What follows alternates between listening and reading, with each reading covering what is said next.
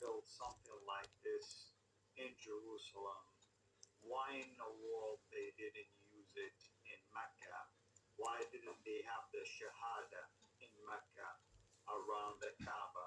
Why didn't they build something like this in Mecca?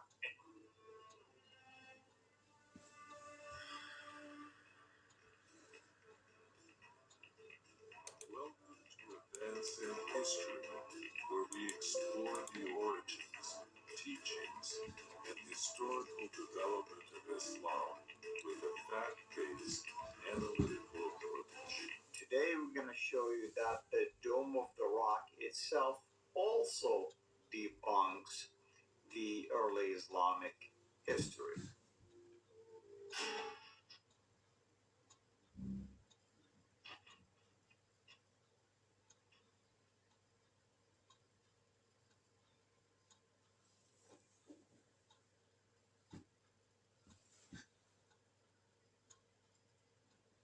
Well, greeting everyone.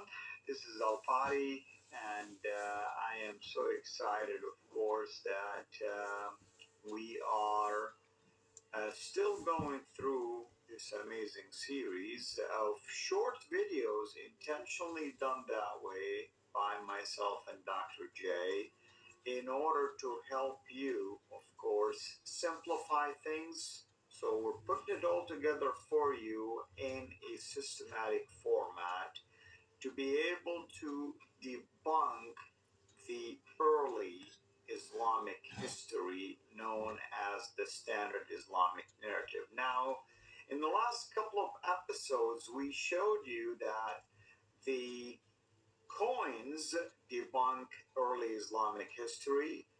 Rock inscriptions do also debunk early Islamic history, and today we're going to show you that the Dome of the Rock itself also debunks the early Islamic history. With me here, as always, is Dr. J. Dr. J, welcome back. Thank you so much. Watch as Al-Fadi of Sira International and Dr. J are about to use the original inscriptions on the Dome of the Rock to debunk the Islamic history given in the standard Islamic narrative, SIN, that you find on the Islamic Awareness website. So what about this Dome of the Rock that is a big deal for Islam? You tell me what you know about the Dome of the Rock. Now, tell me what you've been told as a Muslim. Well, I mean, simply put, the Dome of the Rock is a big deal, of course, simply because the rock that we're talking about is the rock that allegedly Muhammad, when he, during the Isra and Mi'raj, basically he was taken from Mecca, whether in spirit or physically, all the way to Jerusalem. Well, he was told to get on the back of the Burak. That's right, but he was taken, went there, he prayed over the rock, and there were some prophets behind him, and then he ascended to heaven from there. So that's what the rock is all about. 7 heavens. Correct. Main Allah, who tells us to pray 50 times a day. It's Moses who was his Allah. And he comes down to the 5th heaven on his way back down, and Moses stops and says, how many times did he ask you to pray? Yeah, exactly. Moses said 50. He said, no, that's way too many. Go back so you can get it down. So he jumps back up to the 7th heaven, brings it down to 35. And then Moses still too many. So he bounces back between the 5th and the 7th Moses heaven. is the God of Islam. There you go. And he brings it down finally from 50 to 35 to 20 to 15 to 10, finally down to 5. Once he gets it to 5, Moses says, okay, that's enough. Go back down to earth.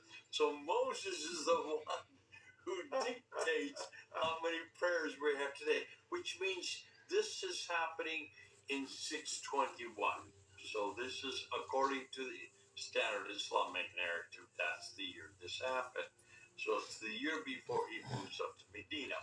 So here he comes back down to earth and receives the gets back on the winged horse there at the rock, which is Mount Moriah, and flies on back down to Mecca.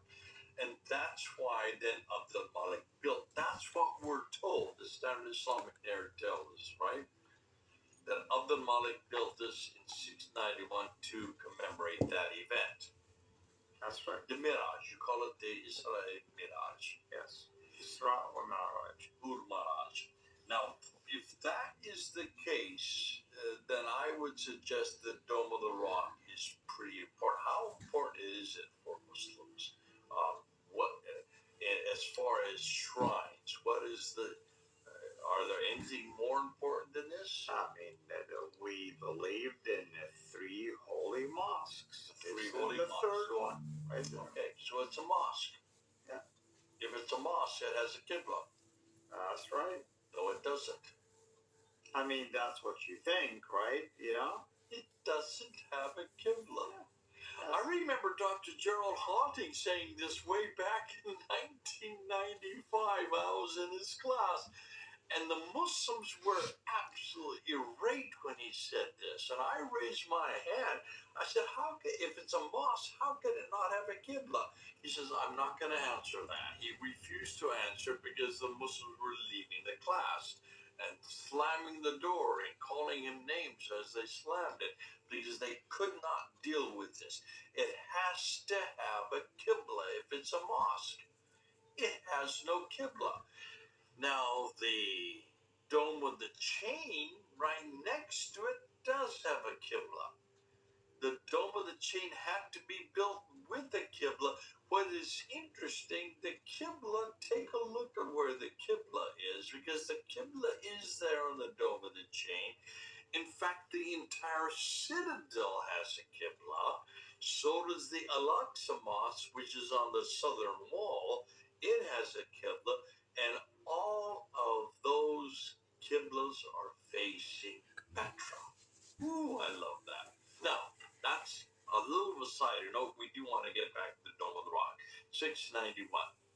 Now, right now, I have to be careful because there is a paper that has been released this year by A.J. Deuce. And A.J. Deuce, now I want to say this to those who are watching, read that paper, The Serpent King. It's a great paper. A.J. Deuce, thankful, has done an enormous amount of research. He would claim that the Dome of the Rock we're looking at today is not the Dome of the Rock that was built by Abdul Malik. And I agree with him now. I remember doing a debate in this in 1998. I debated this with Abdul Green, Sheikh Abdul Green in London. We had a 2-hour debate. And he came to me and he says, you think it doesn't have a qibla? Look at the southern portico.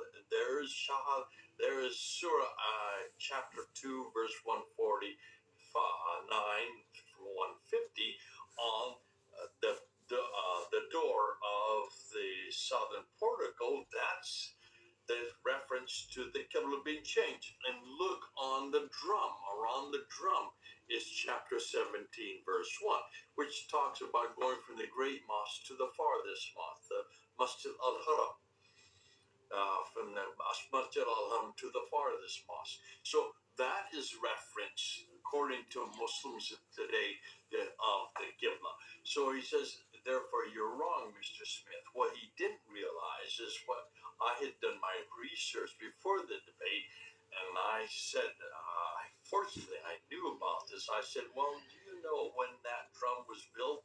And do you know when that southern portico was built?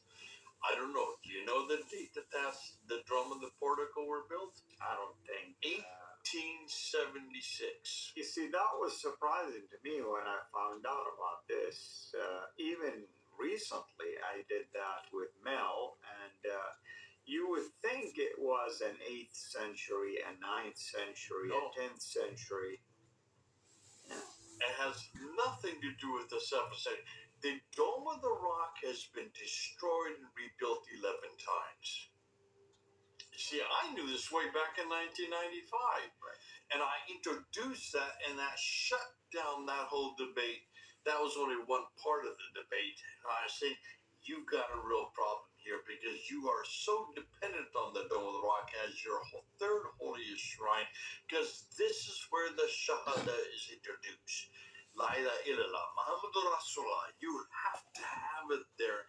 Otherwise, you don't have any other reference. That's the first reference to Muhammad on any structure. There is a reference to a Muhammad in a coin that is earlier in 660, but that is I'm going to show you who that Muhammad was.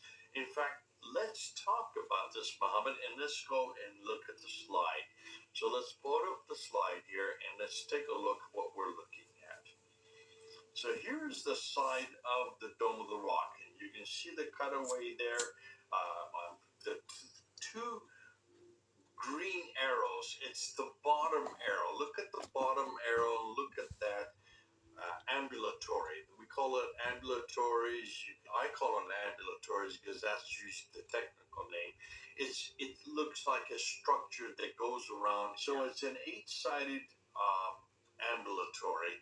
And what A.J. Dios says is that actually it's that outer one that you're looking at with the bottom green arrow, that is where the inscription is with the Shahada. And that's what we're looking at. That's Shahada. According to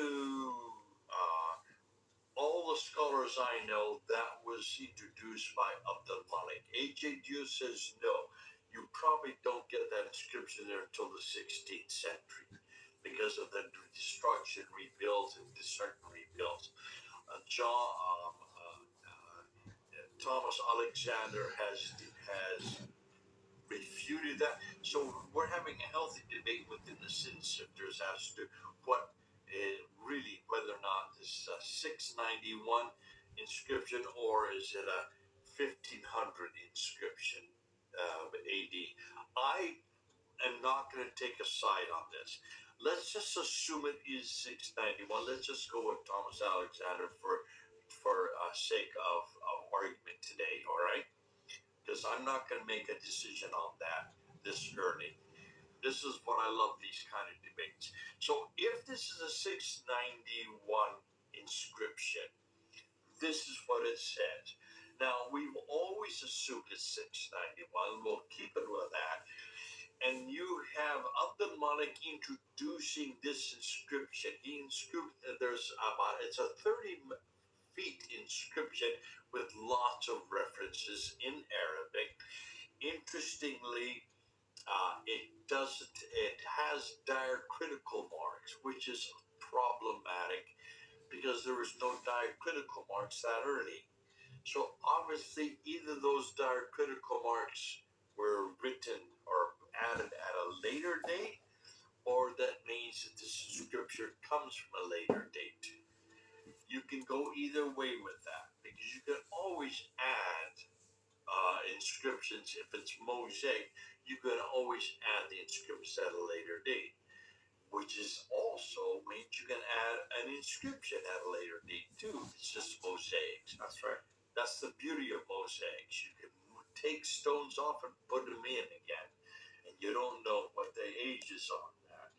Now, what's there is La ilaha Muhammadur Rasulullah is there, and that's why most people are saying this is referring to Muhammad the man.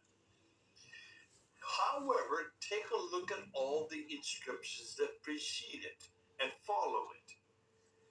Chapter 112. Well, let's start with chapter 4, verse 171, which we have in the Quran today. Say not three, for God is one, and he has no son. Now, who is that attacking? It's attacking Christianity and the sonship of Christ. Exactly. So it's attacking Jesus. It's an anti-Trinitarian attack against the Trinitarians, right? Which is exactly who Abdul Malik was. He was a Christian, no doubt about it. He talked about it. You can see material that he uses in his reign that are very clear that he is a Christian, but he's an anti-Trinitarian Christian. That's why he's attacking the Trinitarians. Dr. J is proposing here that Abdul Malik, the caliph who built the Dome of the Rock in 691 AD, was actually Christian, probably an Iranian heretic because they are anti-Trinitarian Christianity. The assertion makes sense because it is in line with how John of Damascus, a Trinitarian Christian who served in the court of Abdul Malik then, described the emerging sect. He called it the heresy of the Ishmaelites, as the new sect had not taken the name Islam yet. And he is a big figure. Listen, he is the caliph.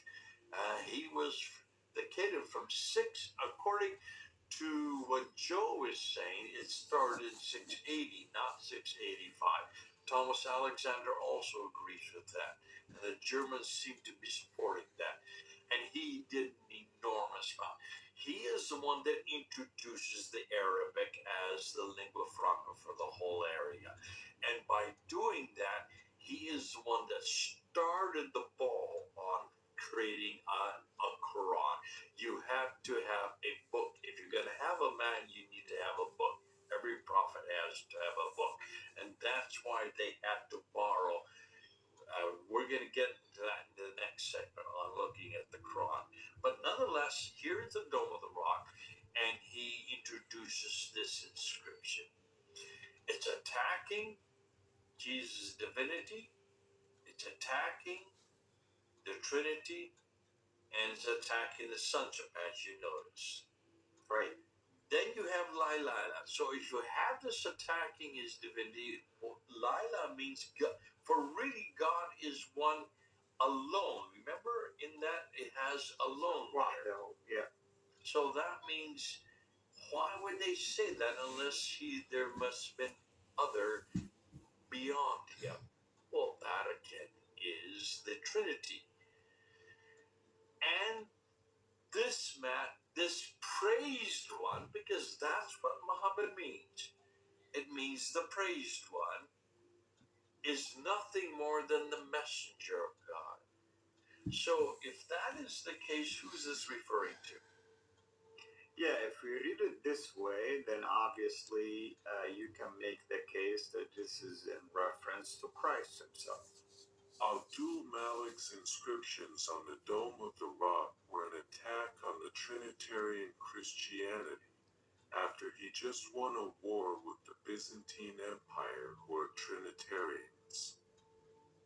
The praised one is just a messenger of God, which appears on the inscription, was simply emphasizing that Christ is not God, but only a messenger of God. John of Damascus called it the heresy of the Ishmaelites. Dr. J is hinting that Abdul Malik later started developing the heretic sect into a religion that can help him unite their emerging big empire, since he was the one who introduced Arabic as the language for the entire empire. He borrowed materials from the religions around him, Judaism, Zoroastrians, and Christianity, especially apocryphal writings, to create his own book, which he called Quran. This is really a reference to Christ. Yeah. And simply because, by the way, in John 14, when Jesus says, and I will send you another comforter, another praised one, which means he is a praised one also. Exactly. It's the same word. Yeah. In fact, don't the Muslims today go back to John 14 and John 16 and say that this parakletos that we have in Greek with the vowels in place is parakletos, which in parakletos, the praised one could be Ahmad, which is diminutive of Muhammad. So they like to say that's actually a prophecy of Muhammad. Correct. No, it's the praised one, the same praised one that's on the Dome of the Rock here. Yes.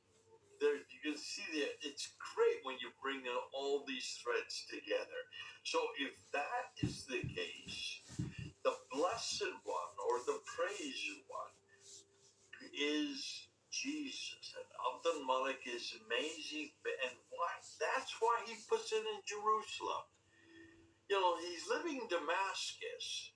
The standard Islamic narrative said he should be living down in Medina. That's where all the caliphs lived. What was he doing way up in Damascus, 1,200 miles away?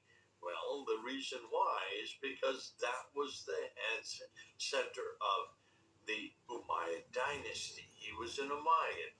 That's why Damascus is where the water is. Damascus is where all the vegetation is. Damascus is where the trade routes are. Damascus is where the civilizations have been for centuries. It's one of the oldest, in fact, it could be one of the oldest cities in the world because there's water there. There's no water in Mecca, Medina. He would not have had that. But what does he do? Why doesn't he put it in Damascus then? He puts it in Jerusalem for a reason. Look and see where it's located. I see we're out of time. We need to wrap this all up. But if you look at all this, this is all about Jesus. This has nothing more than do that. There's the last piece of evidence we needed to fit it all out. Not only that, I want to add just one last thing. If they had the sophisticated knowledge, engineering knowledge to build something like this in Jerusalem, why in the world they didn't use it in Mecca? Why didn't they have the Shahada in Mecca around the Kaaba? Why didn't they build something like this in Mecca? And look where they built it. They put it on Mount Moriah, the Holy of Holies for the Jews, looking down on the church of Sepulchre. This is a one-upmanship against the Byzantines. It's a one-upmanship also against the Jews. Amen.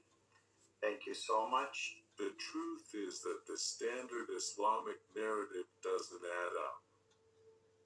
The origin of Islam is not what you think. Our search for the truth continues.